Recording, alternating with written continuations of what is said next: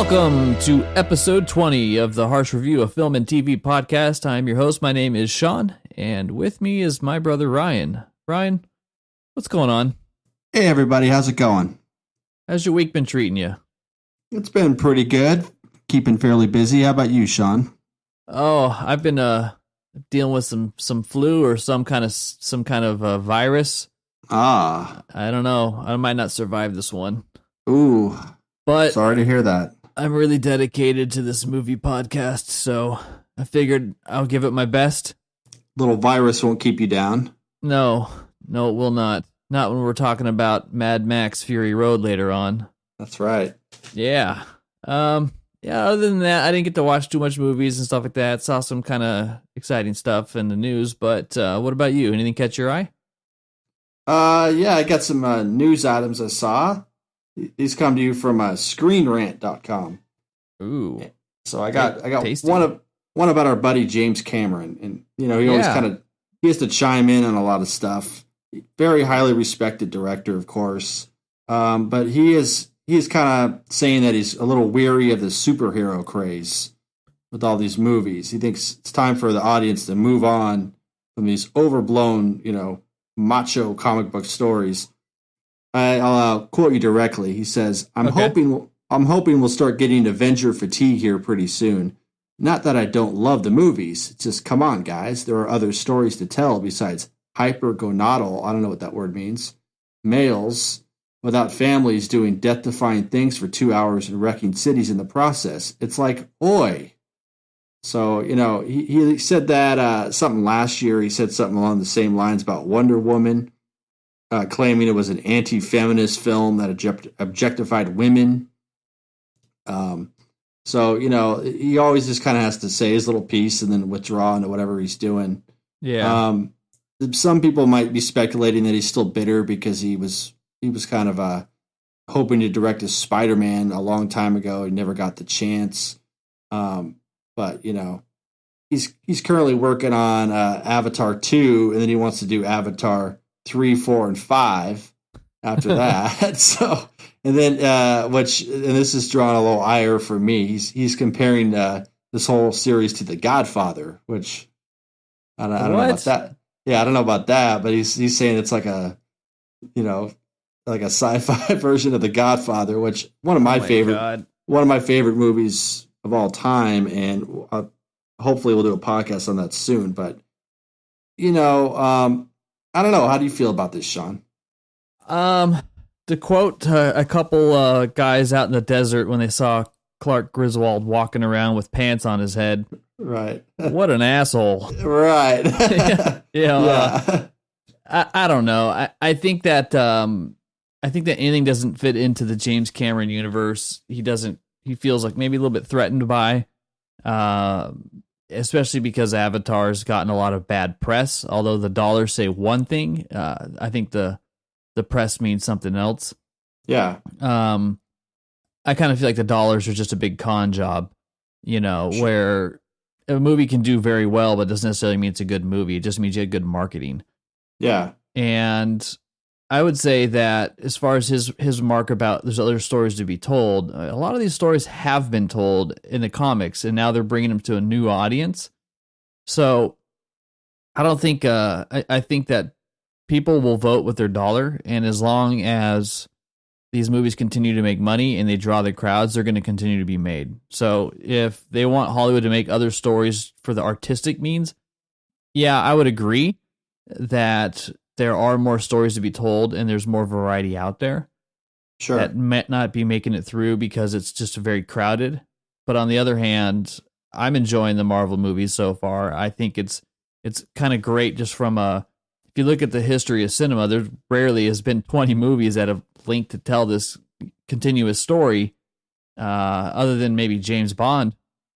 Yeah. That's not even a continuous story. I don't know. I think they're great, but there should still be room for those smaller, more private moments or private stories, smaller indie films that should be able to come through, and they're not really going to. I think the movie theaters kind of blockbuster only, which is a little bit of a bummer. Yeah. Yeah, I mean, I do kind of see his point. I mean, there is an oversaturation. I mean, but it's like you can't really ask them to slow down the content. I mean, if they're generating new original ideas and they're basing them from the comic books, I have no problem with it. But of course, this guy, he has to come out and say this little piece. And I think it's connected to his bitterness over the Spider-Man. But you also kind of have to look at what he's doing. I mean, Avatar, I mean, it's kind of like, it's groundbreaking for what it was, but it's not really something I'm sitting around watching every, couple months. So, well, yeah, he's just dealing with a bunch of monkey smurfs up in space, so yeah. I don't know how excited people are about those. And he's doing like 5 more of these or 4 more of these things. And it's like, come on, dude, how much of this more do we have to flesh out? We kind of get it. It's like, he's really good at making the blockbuster films. He's doing stuff, like he's producing the next Terminator, which is good. But I don't know. It's like, I think he's one of these kind of blowhard directors who is talented. I won't take that away from him, but sometimes you just need to kind of, put your foot in your mouth and shut up. Yeah, and Avatar's great from a technical perspective. And when it came out at the time, the 3D was pretty awesome. It looked visually cool. The story is rehashed, dances wolves. There's nothing unique about the story, and that's what makes something last. Like even movies like Star Wars, that A New Hope is not a great movie in its own right, but it did a lot technically, and it had a lot of elements from a story wise that resonated with people, so that helped it survive. Avatar did not do that, so it in hindsight, its longevity only lasted as long as the technical aspects of it were fresh. Once those started getting done by other people, there's no need to watch it again. It doesn't have anything to offer anymore. Yeah, no one's really talking about it. So I just don't think that that's going to be a universe that people are really going to be connected to. I think that he's the people around him are telling him what he wants to hear, and he doesn't really realize that it's kind of like the Nickelback of movies. No one really cares. Oh, they don't. I mean, who do you know that's like way into Avatar? Who's way into that movie? Yeah, unless they're like all painting themselves blue and having Avatar conventions. Yeah, I don't really see anybody. Yeah, those are like clamoring for that. Yeah, I think those are the furry conventions basically now. Oh yeah. Well, yeah, so we'll see how that goes. James. I know Marvel's not going away anytime soon. Disney's got like 4 million movies planned over the next future, so we'll see how that goes. Yeah, so whatever, James. Whatever, James. And same website, Screen Rant. I have some other news about a television show. This one involves Mindhunter, which I quite enjoyed, directed by David Fincher. Season 2 will be coming out this year. David Fincher in this news will be joined by a couple other directors to the series. We have Andrew Dominic and Carl Franklin, and they'll be brought in to produce direct episodes. People are speculating that season 2 is going to focus on the BTK killer, which was alluded to in season 1, and also on the Atlanta child murders that happened in the late 70s, early 80s. So this is kind of good news. These two directors, Franklin's known for directing House of Cards. He's also done The Leftovers, Homeland, and another Netflix show I haven't seen, 13 Reasons Why. Excited about Andrew Dominic, though. He's directed a couple of movies I really like. Assassination of Jesse James and Killing Them Softly. I think are great films that really don't get talked about too much. But yeah, I love Assassination of Jesse James. That movie's great. It's so good. I mean, it's just like this. It's really kind of a different type of Western. You really get into the psychology of Jesse James and just, creates this kind of whole other world. I like Killing Them Softly, too. It's like this very kind of simple heist film, and the Brad Pitt character is great in that film. So, I mean, we'll kind of see how that goes as far as those two directors and Fincher. Hopefully there'll be like some consistency and continuity across the episode season. There'll be 8 of them. So we'll see. I'm looking forward to it. Yeah, Mindhunter's rad. Good to hear it's moving along. I think we probably won't see it, though, till 2019? They said later this year, but you never know with some of these shows. It just when it's done, it's done. I don't think it's going to be like Game of Thrones. We got to wait 2 more years, but yeah, we'll see. Yeah, right on. Yeah, you got any news? Yeah, the only one thing that kind of caught my eye. So you may or may not know this, but a beloved toy from my childhood is finally coming to the big screen. Beloved toy. Yeah, that would be Mask. I don't know if you remember Mask. You mean with Eric Stoltz?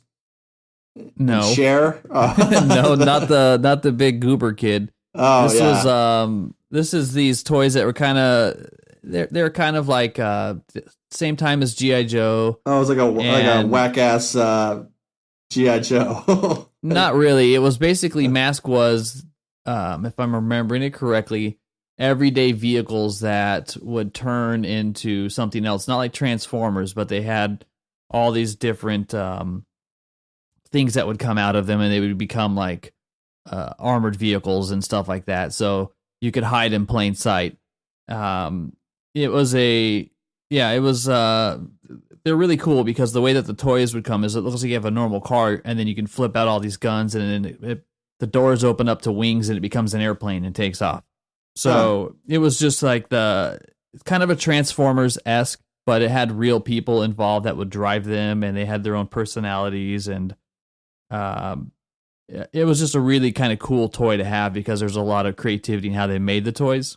Okay. So I really liked them, but I'm curious to see how there's a cartoon, there's all kinds of stuff going on, so curious to see how this comes along as far as a movie goes. Mask is like an acronym, right? M period, A period. Yeah, yeah, so what's it stand for, sir? What the hell does it stand for? It's a good question. Probably nothing. It is a Mobile Armored Strike Command with a K. Sweet. Yeah. But that's basically command. They're like, well, just fuck it, go with it. Command, put a K on there. Yeah, but it's a team of heroes that drives basically regular looking vehicles, and they transform, if I remember correctly. And also the bad guys were the Venom, V period E. You know, you get it, Venom. The vicious evil network of mayhem. Mayhem. So this definitely is going to be one of those things. I think once it comes along, it's going to be like another Transformers type of series. Hopefully they can put some good actors and personalities behind it. Definitely sounds like something the Rock would be into, since he kind of does anything these days. So yeah, Mask. Looking forward to that. Seems like they're just getting into all these old toys and shit and be like, yeah, what can we do now with this one? They're just tapping into that audience. There's a certain nostalgia that well has not totally dry just yet. So those are going to be coming along. I think that the F. Gary Gray is the guy who's going to be directing it. He's the one who did like he's doing the Men in Black reboot. Okay. He's also did like Straight Outta Compton, the Fate of the Furious, so he knows how to handle these big action films. So he's got high stock right now. Nice. Yeah. Mask. Have him do it. Mask. M period, A period, S period. K for command. Command. All right. Well, that's good news. Yeah, good news. Getting excited. Okay. I know you're pumped. I know you didn't. You don't care. I don't give a shit, but you don't care. Whatever. All right, let's wrap up the news. I want to know is let's get into what are we watching this week. All right, Ryan. For me, I haven't been watching too much, so I know that you've got a lot more on your plate. So let me just get mine out of the way, and then we'll have you dive into your catalog of movies you've been watching. All right. I'm not feeling well, a little sick. I wanted movies of inspiration. It's the best time to watch, like binge watch. Yeah, it's like I want to be inspired, like one of those movies where you don't think it's going to happen, and then something happens, and everyone's happy at the end. Or that movies that have cool montages that show somebody weak become strong, like a Rocky or something like that. But I ended up watching Moneyball because all inspirational movies typically are sports themes. Yeah, sports themes or personal adversity or tragedy or injury. But I saw Moneyball in a list when I was like kind of Googling, and I was like, I haven't seen that in a while. And I love baseball. So, bought that one, watched it again, and just got reminded how awesome of a baseball movie that is. And it's just great. It's also a great, inspiring kind of story that doesn't really have an inspiring resolution towards it, just because, Billy Beane main character does not leave that movie feeling like he accomplished what he wanted to. So it's a good moment in time in a story that's still being told. If you're by any shape or form a baseball fan, you probably love this movie. If you're not a baseball fan, it's not as accessible because it goes into a lot of the science of baseball. But I still think it gives you great insight into the intricacies that you really don't see if just watching baseball. So excellent acting. Jonah Hill's great in it, although he just plays like a deadpan smart kid. Right. And Brad Pitt does a good job playing Billy Bean. Makes him actually seem way cooler than he really is in real life. Yeah. Which is no surprise. Philip Seymour. Yeah, that's right. Philip Seymour is also in that. Great. He's just like the downtrodden manager of the Oakland Athletics. Right. I feel so sad for that guy. He's like, yeah, it's the sad sack. I know. Poor guy. Yeah. But I just watched Moneyball. I love that movie. Nice. All right, take it Very away. good. All right. Ryan. Well, I got a TV show I started watching, mainly because I'm obsessed with two things in it. I'm obsessed with Colts for some reason. Horses? Like, oh yeah. Colts with a K. Oh. No, Colts. All the way from like Jehovah's Witnesses to Manson Colts, family. C-U-L-T-S. All right. Yeah, sorry. Yeah, so I'm obsessed with Colts, and I'm obsessed with Michael Shannon. And so... you're turning on to him. Oh, he's great, man. This series features both. I'm almost done with it. So it's pretty good. I mean, someone kind of compared What is it? What do you mean? What series? Oh, Waco. Sorry. There we go. Yeah, there we go. Okay. It took me a while to get to it. Yeah, okay, so... Talking Waco, like a cult member already. Right. You don't need to know. Yeah. But you have to guess what it is. So I think it's an 8 or 6 or 7 series run. I'm almost done with it. It's not bad. It kind of illuminates some things I didn't know about that whole incident. You kind of remember this stuff. You grow up watching it, but you don't really know all the details. And this show provides a lot of stuff I didn't know. Like, for instance, ATF just came in, like, initially guns a-blazing before they even started kind of, like, negotiations with these people, the Branch Davidians, led by David Koresh, who's played by Taylor Kitsch, I think his name is, who does a pretty good job. Didn't know David Koresh liked to play guitar and rock out. Oh, yeah. Like, he was pretty big on that. Michael Shannon plays a guy who works for the FBI, who's kind of like a hostage negotiator. Takes his job seriously. He kind of looks for the peaceful way to get out of a situation. And then the guy he's going up against is played by, I don't know his name, but he's Nucky Thompson's brother on Boardwalk Empire. Nucky Thompson. Yeah, I know you're talking about. He played the sheriff. Yeah, he's pretty good. He was in the new season of Fargo. He plays the guy who kind of goes against. Nucky. Yeah, what are we gonna do about Jimmy Domedy? What are we gonna do? Right, that guy. Right, yeah. always talks, looks down when he talks, all slow, purposeful, kind of quiet. I think we should take him out back. Yeah, what do you say, Nucky? There's another guy in this show who was on Boardwalk. The guy with like the high pitched, squeaky voice. Hey, Nucky Thompson. What do you think we get some booze here? Right. He's good too. He was on House of Cards. Yeah, he was the guy that was sleeping with the first lady, right? Yeah, the writer. Yeah. I wish we knew these guys' names other than... I know. It's like, the guy who knows, the guy from Boardwalk. Yeah, he's on that one show. He talked. He had the guy with the face. Yeah, with that one guy, and we're talking like the days before IMDb, where you just kind of walk around for days trying to remember. Yeah, they should have movie cards, kind of like baseball cards with movies. That would have helped. Right. Right. All right. Sorry. Go back to David Koresh, Waco. Okay. So it's a pretty good show. I enjoy it. It's interesting. What's it on? Is it on TV or something? It's on like Paramount Network. I got it through I bought it through iTunes. Was always kind of interested in it. So, but it's good. It's worth checking out. It's just called Waco. Waco, with a C. With a C. Yeah, WACO. It's not an acronym. But yeah, so Waco, and then I've been ramming up or gearing up for the new Avengers film. Attaboy. And doing my homework, as they say. Get it done. Because there is a lot of homework involved with these films. And been quite enjoying what I've been doing so far. This first one I watched was Doctor Strange. Oh, cool. Which is on Netflix. And I really like this movie. It was, I don't know how people slept on it or it didn't get like I guess it didn't get a big kind of blockbuster following, I don't think. It still did great. Just people don't really know the Doctor Strange character.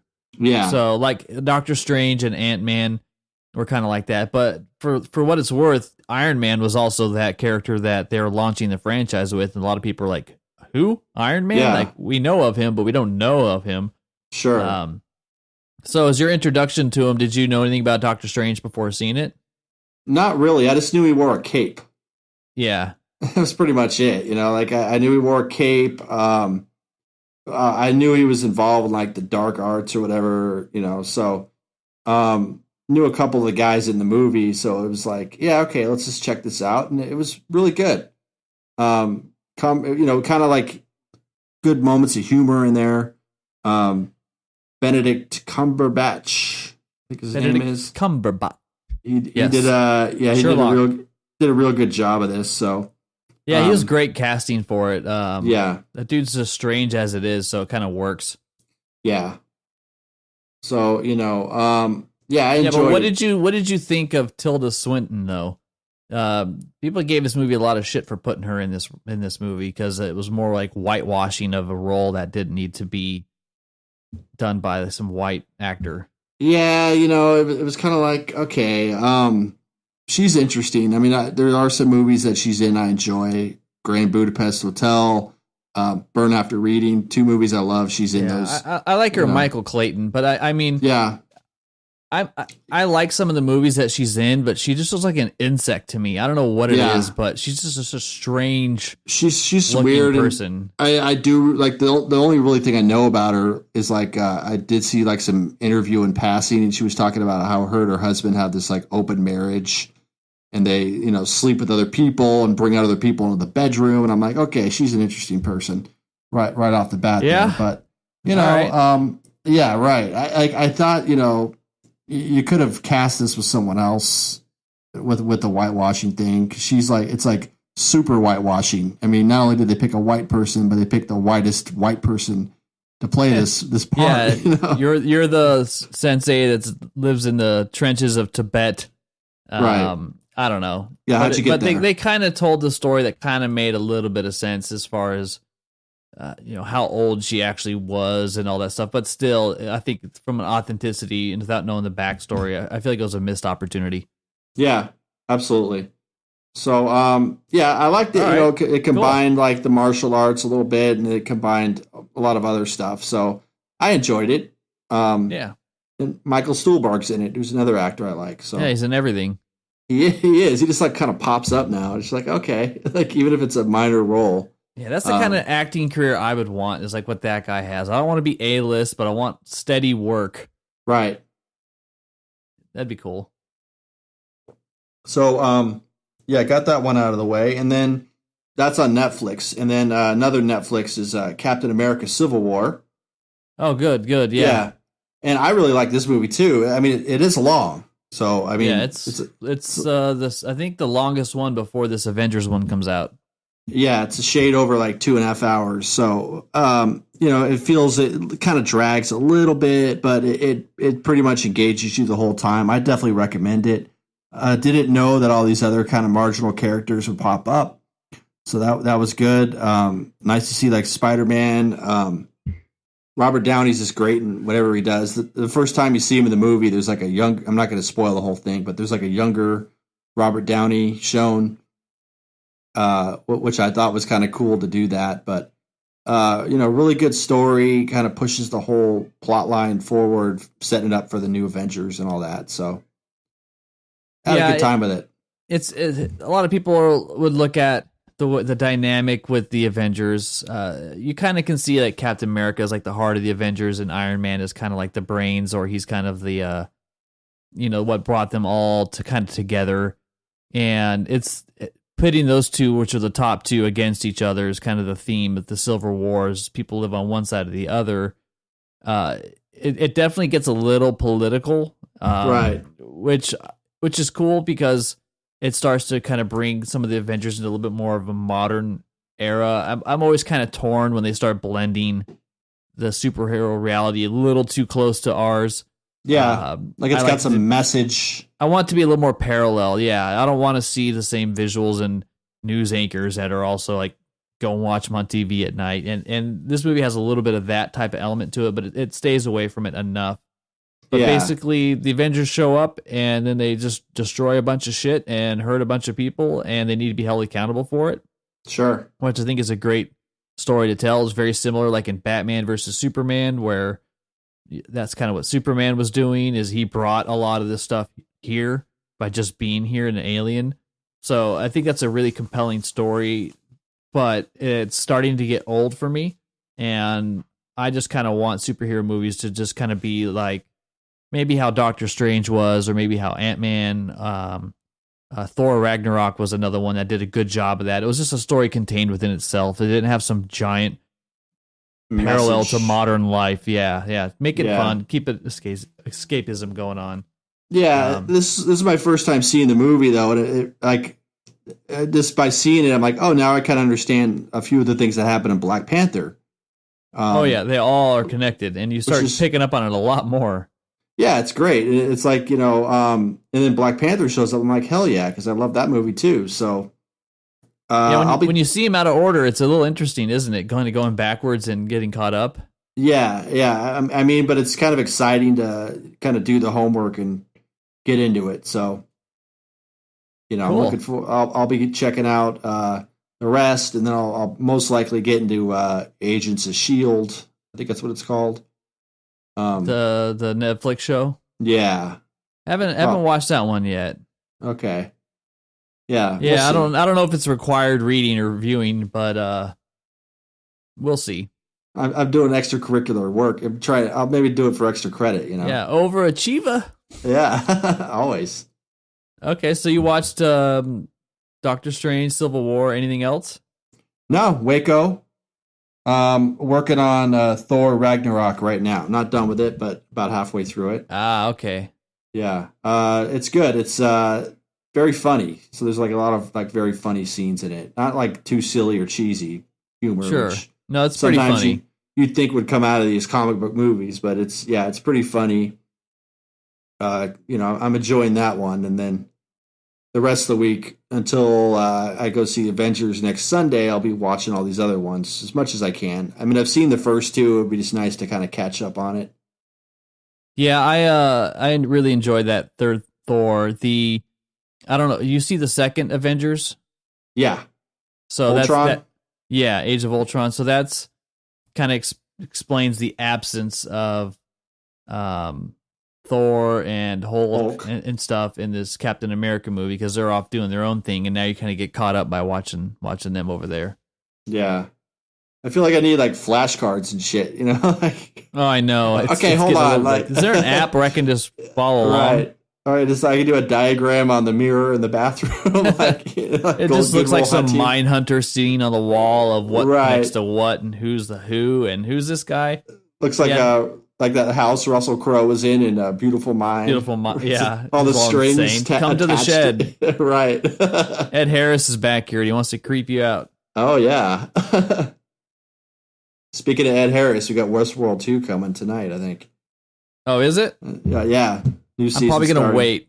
It's already spoiled for you, so don't need to worry about it. Yeah, I'm probably going to wait. Yeah. I really liked Westworld, but I'm not in the mood for watching one thing and then waiting 7 days, but I'll try to keep up with it. Yeah. Yeah. All right, cool. Yeah, so that's what I've been watching. That's it. The homework continues. All right, well, I'm still alive, so let's keep it going. All right. All right, so we're going to be talking about Mad Max Fury Road. But before we dive into that, let's talk a little bit about the original ones. Now, I'm just going to go out and say it's been a while since I've seen the originals, and I did not go back and watch those. But rumor has it you might have a little more of a recollection of some of those original ones. So, oh yeah. So tell me what your initial impressions of the original Mad Maxes are. I mean, I've seen them all a couple times. It's just been a while. Oh yeah. What did you watch? Did you watch any recently? Well, I did watch Mad Max 2, and I got some notes on that, so I wanted to kind of get a little into depth of that before you take it away with Fury Road. Senator, the floor is yours. Yeah, so I'll just kind of give my impressions and then, dive into Mad Max 2 a little bit. This is just a great action series all around. The Thunderdome one with Tina Turner, it's okay. I mean, it's not the best. But there's like a kind of a weird scene where he goes into these jungle people in the middle of Australia. So that's kind of weird. Yeah, it's got its weird moments. Yeah. The first one is good. It's a lot more of it's like more setup than anything else. But it is good. It has like a lot of good stunts in it. It has a good villain. I picked the second one because it's a little more lauded in terms of being one of the best of the bunch. I think Road Warrior, right? This would be, yeah. So Mad Max 2 or Road Warrior. So, and kind of what happened was Mad Max 1 came out, and then when they delivered it to American audiences, finally they went and overdubbed or dubbed a lot of the voices in the film because they didn't think that American audiences would understand the Australian accent. So even if you go back and watch the original Mad Max, you'll see like even Mel Gibson, who's American born, his voice is dubbed too, which I found kind of interesting. So, and then it didn't do well outside of Australia, where it was made. So, in America, they were calling it Road Warrior was the second one. And then on Australia, Mad Max 2. So I'm just going to stick with Mad Max 2 when I refer to it. Came out in 1981. It's a post-apocalyptic action film, of course, directed by George Miller, who helped write it.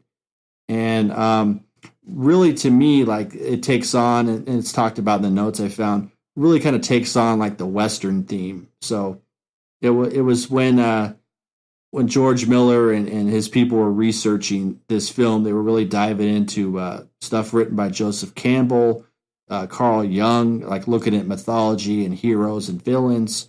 But then they were also looking at the Westerns with Clint Eastwood and samurai films by Akira Kurosawa, another great director. So they were really kind of incorporating a lot of these things into the new film they were making. George Miller, the director, had kind of a hard time on Mad Max. He didn't feel it did that well, so it took a little coercing to get him to make a new one. But he eventually did, and we're glad he did because it kind of propelled the series forward. So just a couple notes on the cast. Of course, we have Mel Gibson as Mad Max Rockatansky. He's a former Australian Highway Patrol. His family is killed by a biker gang in the first Mad Max, and then he leaves the force, hunts them down, and eventually kills all the gang members. Makes him into this kind of drifter after that. And we have in Road Warrior Vernon Wells, who plays Wes, and he's the main bad guy. Now, it was fun to see this movie again because I do recognize Vernon Wells from another movie, actually two movies that we kind of watched in the 80s. So Vernon Wells was in Commando. He played Bennett. Remember that? Yeah. Yeah. Freddie Mercury.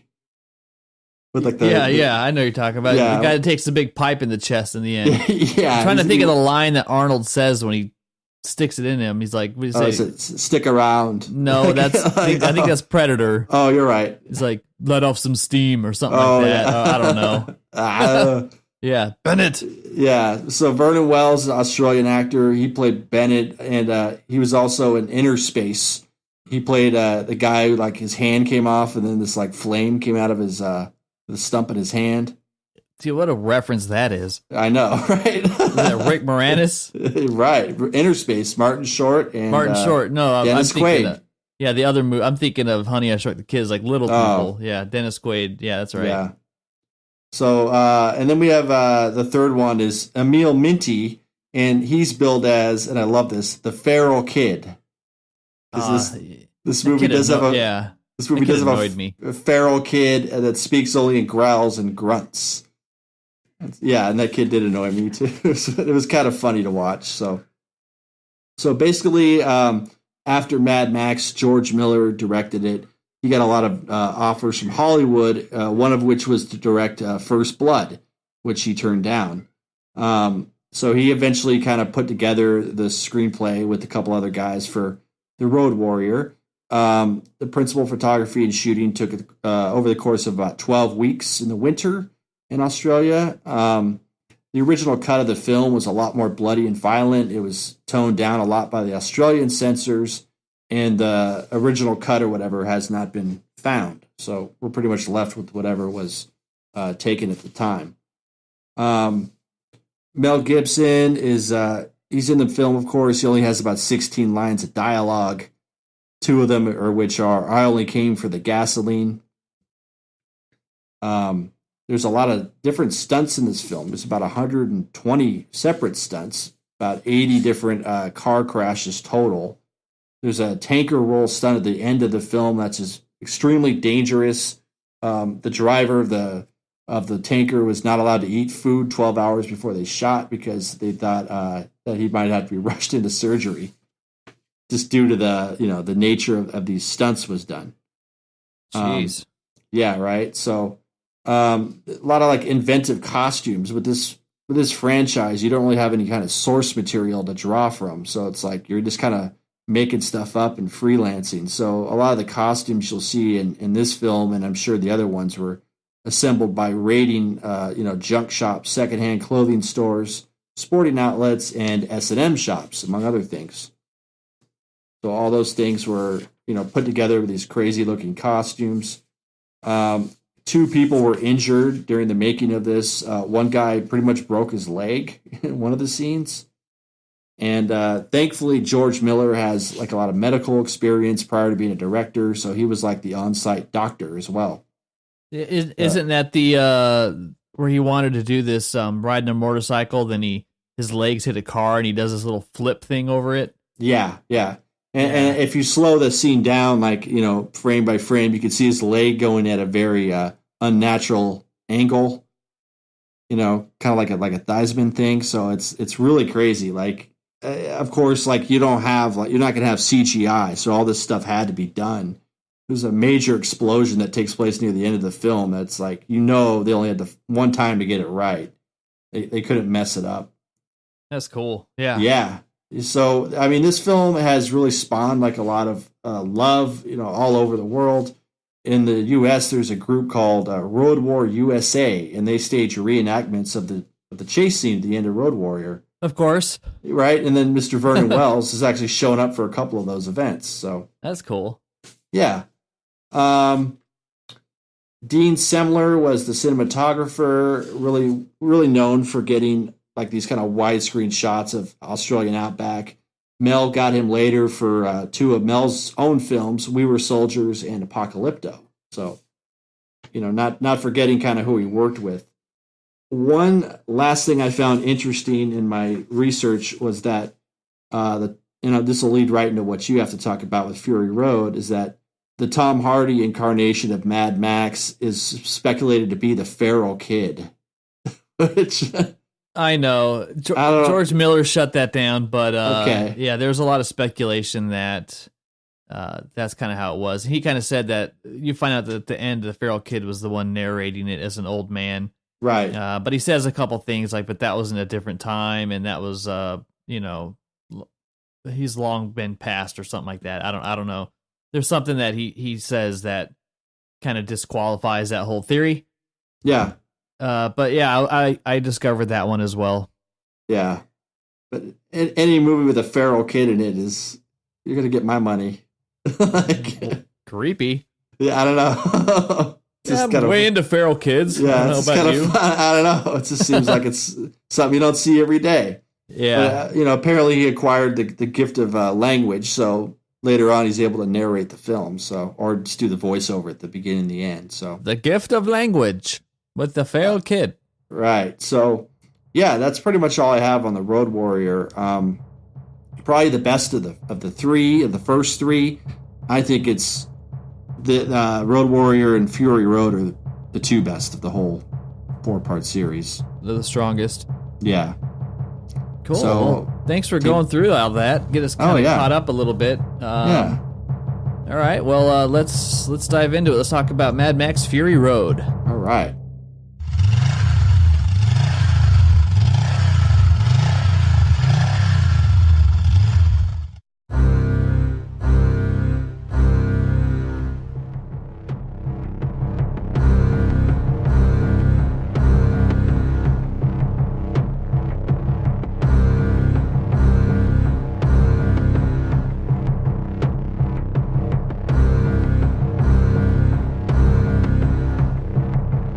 Okay, so Mad Max Fury Road. I saw this movie in the theater going in not really knowing what to expect and really enjoyed it and thought it was super weird, which is what you kind of expect from these movies. So what I'm going to do is I'm going to kind of take you guys through a little bit of the making of, some of the things that they did while filming it, and maybe just some other facts about the movie. Essentially, this episode is just kind of a celebration of the technical feat of making this movie and what made it a great one. We're not really going to go into the plot because there really isn't one. It's very, very simple in terms of that. The whole first half of the movie is a chase, and the whole second half of the movie is essentially a race. And Charlize Theron, who's in this movie along with Tom Hardy, she mentioned that it was basically like filming a single scene for 138 days. That's how it feels. Yeah. And it's a rush. Yeah. So, but you can get almost all of this stuff if you watch the behind the scenes, if you have the Blu-ray or the digital version. So there's a lot of great content and a lot of great visuals. Got some extra stuff from online. But I learned a lot in regards to just the challenges of making a movie and the things that can happen to a filmmaker. So this movie's got a pretty unique story. Reminds me a little bit of like the Don Quixote type of movie that is finally getting finished. But if you know anything about that, people trying to bring that movie to life had just run into issues. Yeah, that's kind of very similar to this movie. A doomed production. Yes. So George Miller basically conceived the idea in about 1995 when he was going across a crosswalk. He wanted to make a movie that was like a continuous chase, and he wanted to have a lot of women helping Max to escape. So he kind of had like this initial concept. Remembers exactly that moment in time when he had this, this is what I want it to be. So fast forward a couple years later, around 1997 or so. He's on a late night flight to LA, and he ended up coming up with about 2/3 of the story mode in his mind of what he wanted it to be. So he really just wanted a film that was wall-to-wall action from the start to the end, which I definitely think he accomplished. Brendan McCarthy helped make the movie with him and came back a long time for this one. He helped make the originals, and he said his main role for Fury Road was to ensure that George Miller didn't really screw it up. He's like, yes, we've got the Joseph Campbell type stuff, but he really wanted to make sure a lot of the core elements and stuff were retained, but a little bit more modern. So they went out and started just storyboarding the whole thing. There's approximately 3,500 panels of storyboards that were created that captures this entire movie. Wow. And they kind of did this in their offices in Australia, which was kind of called like the Mad Max room, where you would walk in and you'd see the whole entire story of the movie on the wall. And this is around 97, 98. Mel Gibson was definitely interested and connected to the project. And everybody really wanted him to be involved. And this was starting to gel around the year 2000. Mel had deals with Fox, so they had all these initial discussions and are ready to make it happen. George wanted the location that they were filming to be very wasteland-esque again, dead flat with really nothing. And so they ended up scouting the globe, going from China, South America, Dubai, and then they ended up in South Africa or closer to Namibia. Yeah. Namibia. There it is. Wakanda. Wakanda. And so Namibia. I like that word. Namibia. Say it 3 times. Namibia. It's like a word that kind of ends and then it continues again. Yeah, it's like a circular word. Like George. George. Georg. Yeah. Never. It just continues. Yeah. So they really built a workshop down there in Africa, and they started building all the vehicles and started doing everything, all the production, all the stuff that they needed. This was in 2000. And then 9/11 happened, and they ended up losing about a quarter of their budget because the value of the American dollar just plummeted, which really hurt the Australian dollar, which didn't have the same level of value. And the studio started saying, spend less money. And then they eventually just called it and said, it's done. So the whole project fell apart, and they had to destroy all the vehicles and chop them all up because they weren't really allowed to leave them in the country. So everything, all the work that they did, all the stuff they made, they destroyed it all, packed up and left.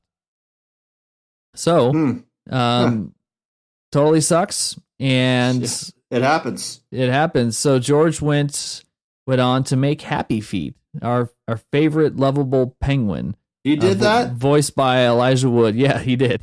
Wow. They spent about 4 years, and that came out in 2006. I guess they needed to pay the bills. But the whole time this was going on, like the narrative of Mad Max and bringing it in was still alive. It wasn't completely dead. And the next thing you know, Mel Gibson ran into some personal issues. So what were those? I don't really watch the news that much. So next thing you know, Mel's out of the picture. He can no longer really be involved. So that big bushy beard, I don't know. Yeah, I know. He had a great big bushy beard. So they tapped Heath Ledger to be the lead, and Heath Ledger was going to do it, but we know what happened there.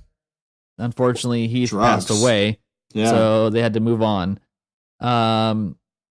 And they ended up with Tom Hardy. So we'll talk a little bit about Tom in a little bit. Okay. So going back to the drawing board, we're in like 2007, 2008, and they're still trying to get their Mad Max movie done. I mean, this really started back again as a thing in 1995. So here we are already 13 years later going like, how are we going to get this damn movie made? And they went to Broken Hill, Australia, where the second Mad Max was shot. That's the one you were just talking about. And they opened a new workshop, started the whole thing again. And they built an airstrip at Broken Hill. They started doing vehicle tests, working out action sequences, everything you would expect with production to film a movie with of this caliber. They had most of the cast locked in at this point. And they were just continuing to just build out their scenes because they already had all the storyboards. The whole movie was complete. They knew what it was going to look like. It was just like, how are we going to actually do it? And that's kind of where the most of the focus went on from around 2008 to when principal photography started, 2012. But in 2010, there was a massive storm in Australia. 21 inches of rain flooded the entire production area, and they can no longer use it. So all the work and stuff that they did there up until 2010 was done. They had to pack up shop and move. The whole desert turned green. All these plants grew out. They kind of waited it out to see if it turned back into a desert, but it didn't. So they finally called it officially in 2011, and they went back to Namibia and said, okay, well, that location seemed to work for us, so here's our chance. Let's go back there and give it another shot. They put all the cars, they put everything, they packed it all up in a freighter, sent it off to Africa, 8-week delivery before they could start doing work again.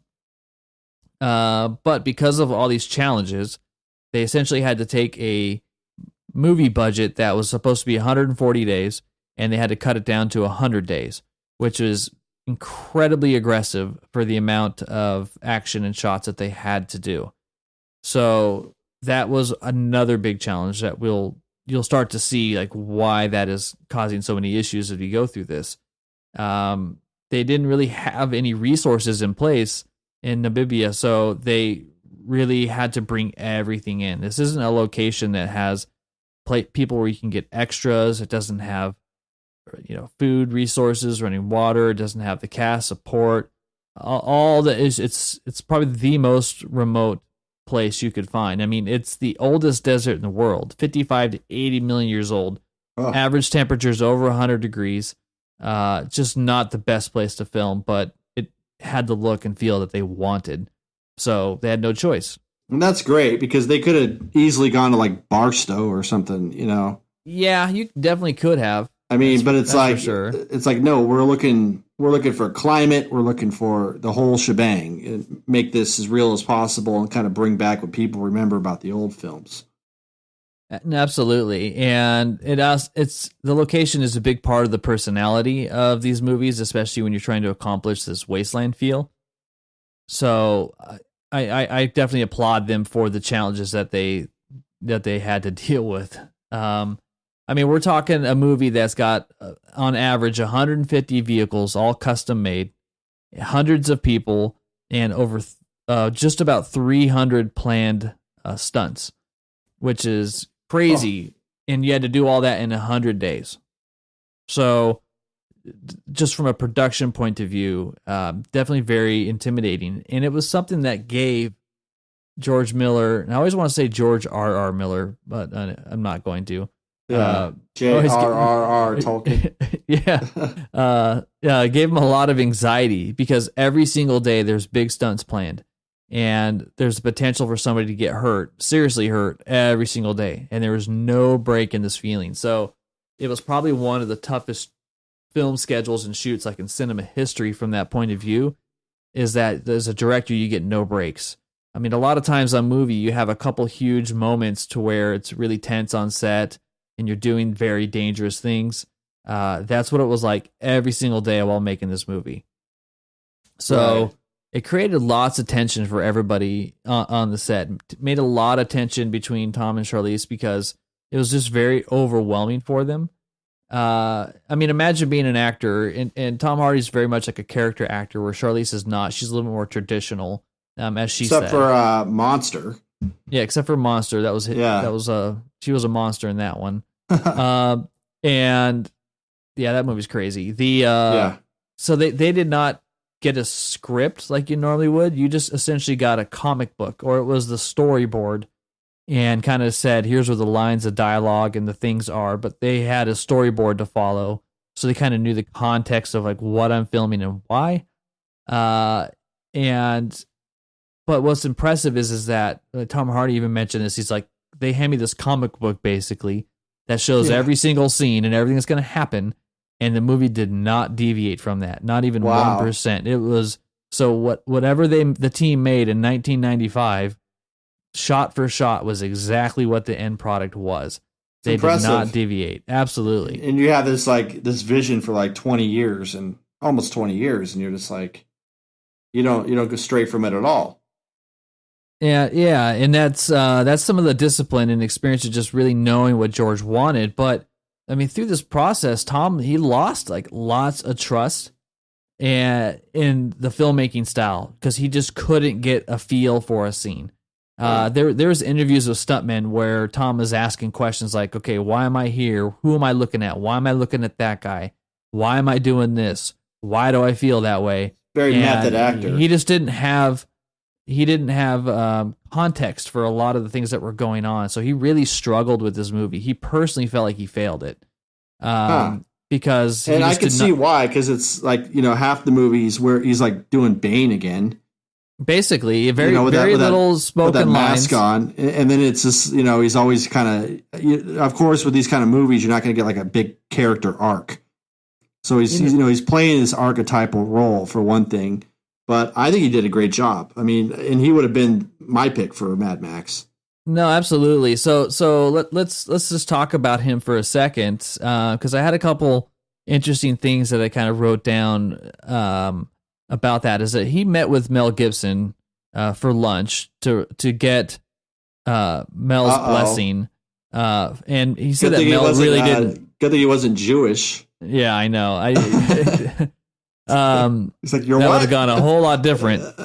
He said that Mel really wasn't too impressed with him. Didn't really get that vibe, but he kind of went like, that's Mel's vibe. He kind of also said like, oh, that's kind of how he is.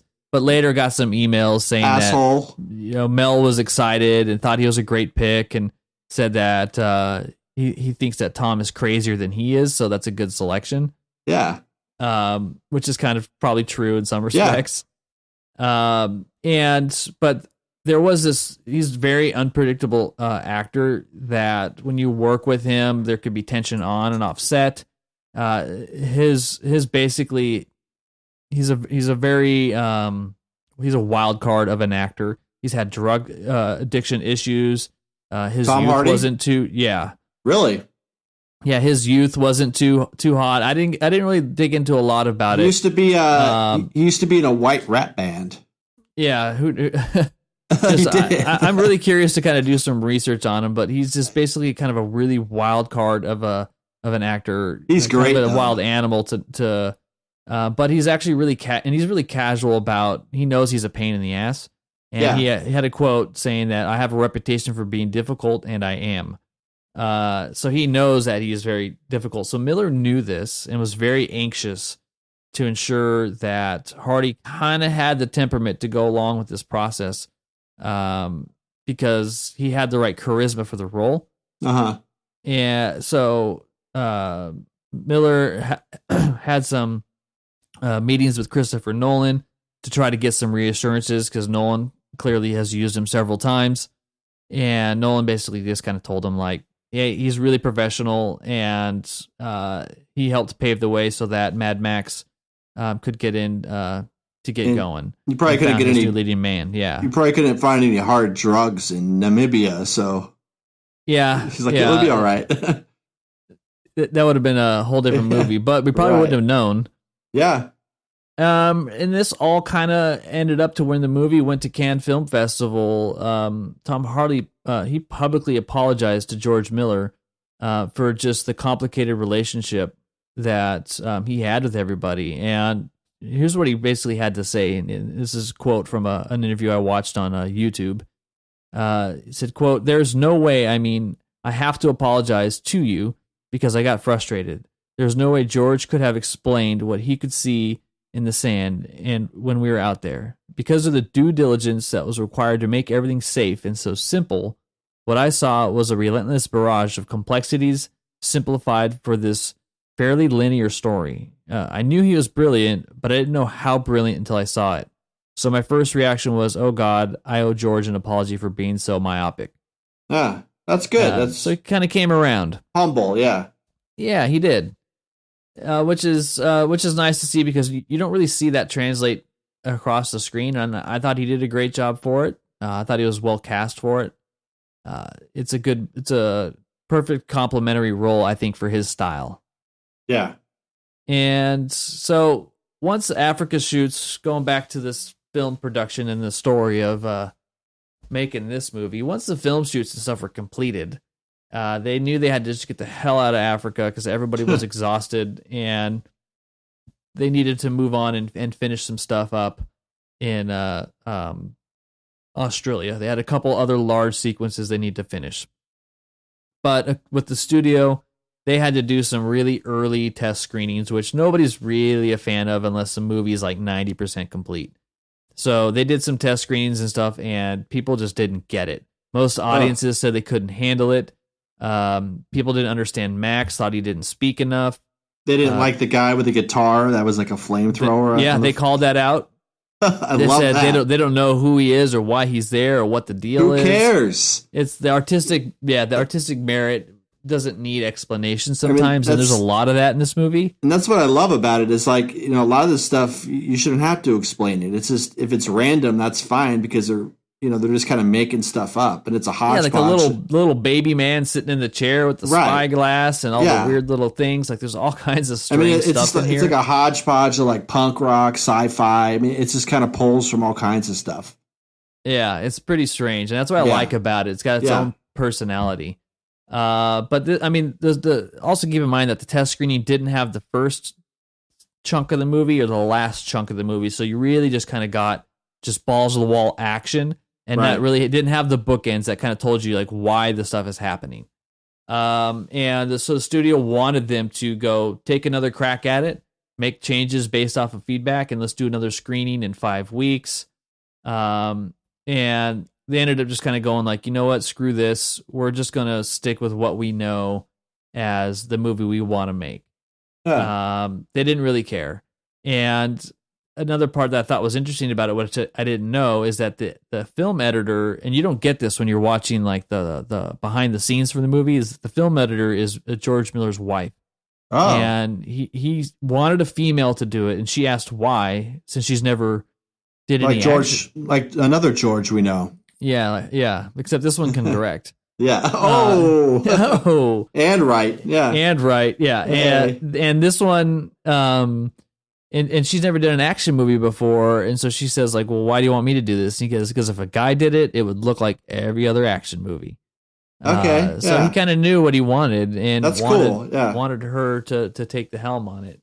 But they did show the first footage. San Diego, July 26th, 2014, Comic-Con.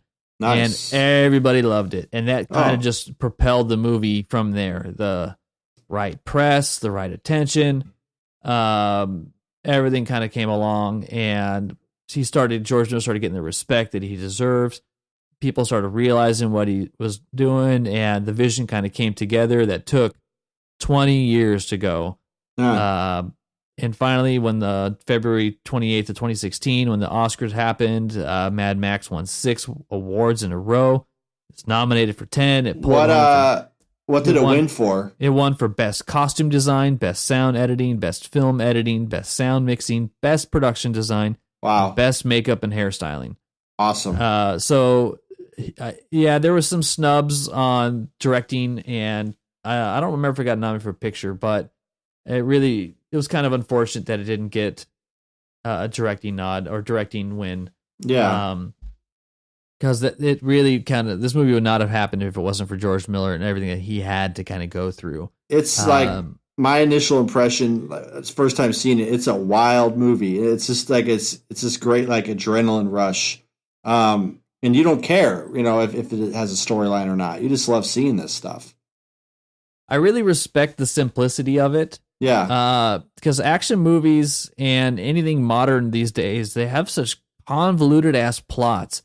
There's just so many integral details in there that you just want something really simple. And I think that's what a lot of 80s movies did a really good job with, is they just had really simple plots. Like Back to Commando. Yeah. Daughter's taken. Go get her. Freddie Mercury. And then in between, just blow up a bunch of shit. Yeah. And then drop the guy off the ledge because you lied. Yeah. Sally. You're gonna kill me last. Yeah. I lied. Yeah.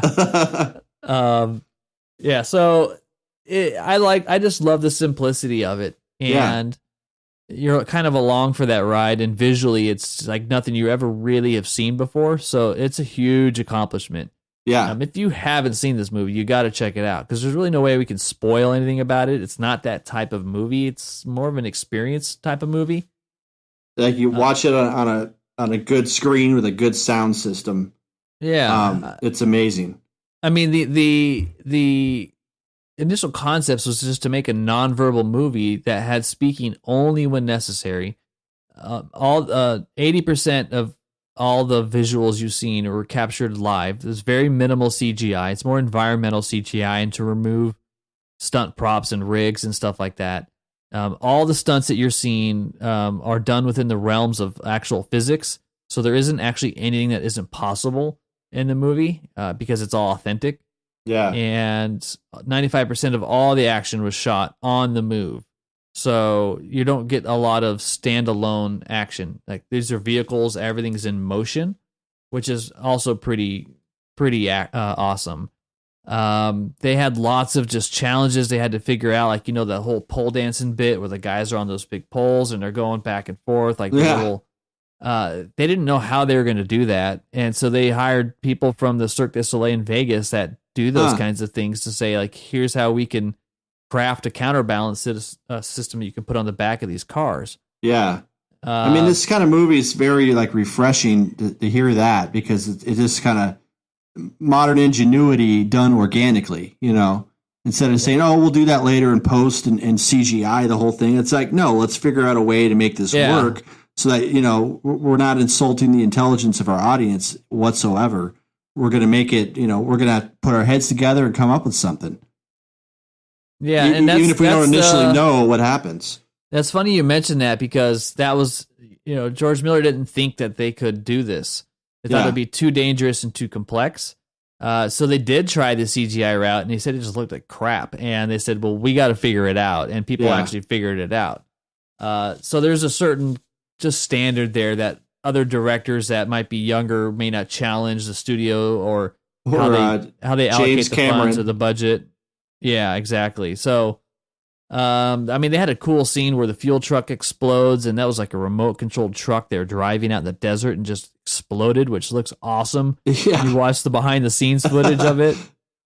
This thing's got over 1,000 liters of fuel, and they used it. It just blew the thing up.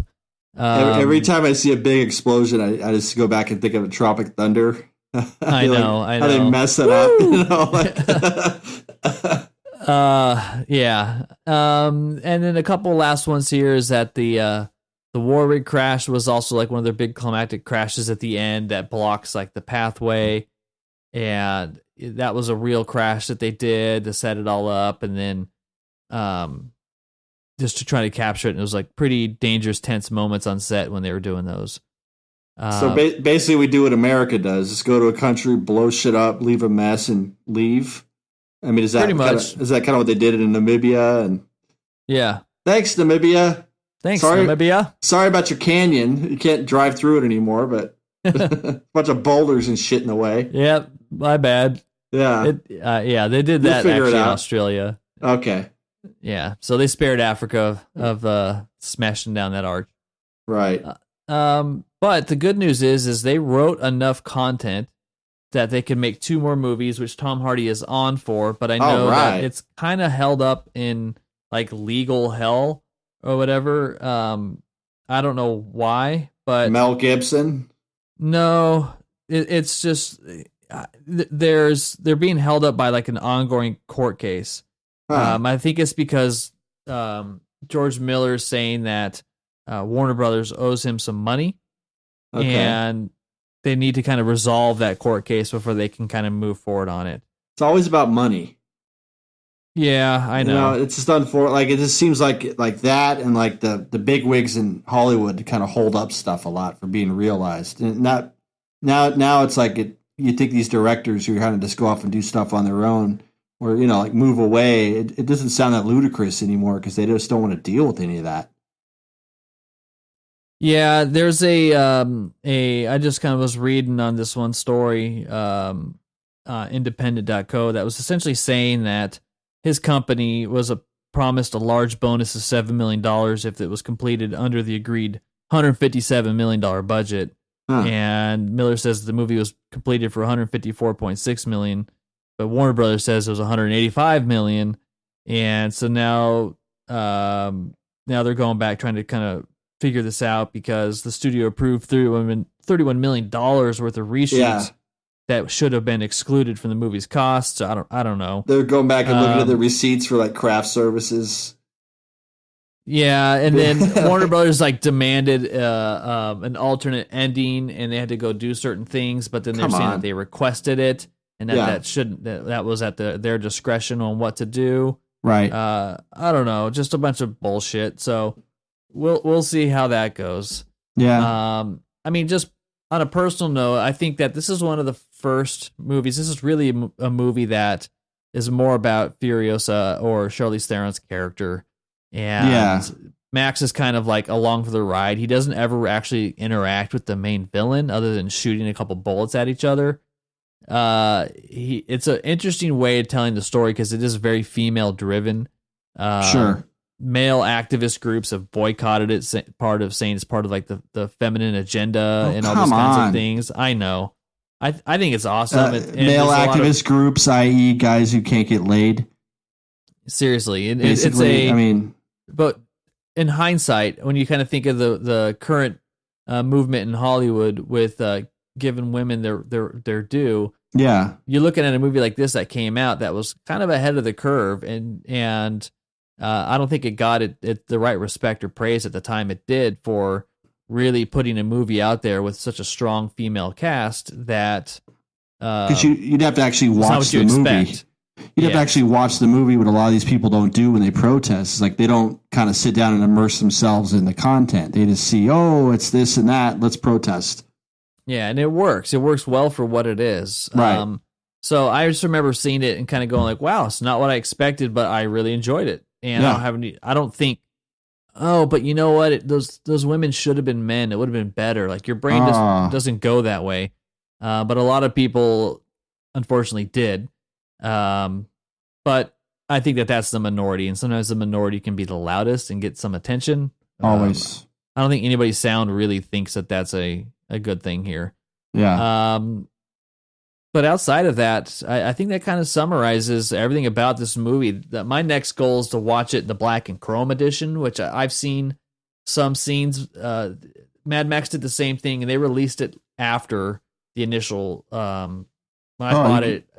I bought it on the original. Yeah, if you bought it originally when it first came out, it didn't include a black and white version. Then they released a black and chrome version sometime afterwards. But if you owned it digitally, they just added it to what you already had. So when I went to go back to watch it again this week, I was like, oh, look at that. They did add it to what I purchased. I don't have to buy it again. Yeah. Where you can watch it all in black and white, just kind of like how Logan did. Logan came out with a black and white version for their movie. So that's what I want to do is go back and watch it and see the differences of how it looks without all the crazy color that it has. Yeah. It's a fast movie. I love it. I was really excited to kind of do this one just because I knew that I really love the production of making a movie almost more than the movie itself. Sometimes I almost enjoy watching like the behind the scenes stuff more than the movie itself. Yeah. And I learned a lot kind of heading into this one. It was a lot of fun to do. I know I kind of just blazed through the whole thing, but I'm not feeling too hot, and I wanted to kind of go, you know what? Let's just buckle up and do it. About as fast-paced as the movie, you know? That's kind of the theme. I'm glad you picked up on that, brother. Brother! Yeah. Anything else? Any parting thoughts for you? Thoughts, feelings, emotions? No, good pick. Yeah, it could have, maybe it should have had Michael Shannon in it. Yeah. There was no puppets. No puppets. No puppets. About a storyboard. You know what? There might have been some puppets. I don't know. Yeah, I don't know. Could have been. That's the challenge. How many puppets were in Mad Max Fury Road? How many puppets are too many puppets? Yeah. And so I think that'll do. Yeah. Hey, I wanted to thank our listeners. We recently surpassed 1,000 downloads. So that's definitely a cause for celebration.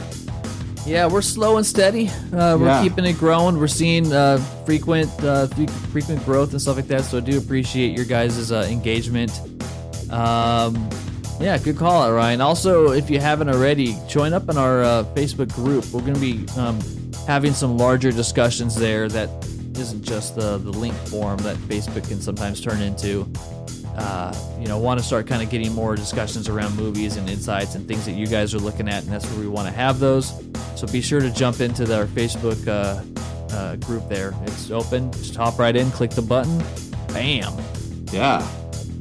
You can follow us on all the other social media places on Facebook, Twitter, and Instagram. And if you're in a very generous mood, head on over to our Patreon. Support the show. We'll love you for it. And I think that's going to be about do it for us. We know we have a couple of cool things planned around the corner, so look out for those as we head into the future. Yes, and the summer movie season is about to start pretty soon. I know it's going to be a blend of talking about some old stuff, some new stuff, and then things that are out in the theaters. So we're going to have our hands full here. Yeah. We may have regretted starting this podcast in the off season because summer's going to be hot. Yep. But we'll be all right. All right, Ryan. Well, I am going to go and drink medicine. Okay. And Go bundle up and have some chicken soup. Aww. But I got to take the dog out, so that's going to be a lot of fun. You'll be all right. All right. Till next time. Until next time, Sean. this is Ryan. See you later, guys.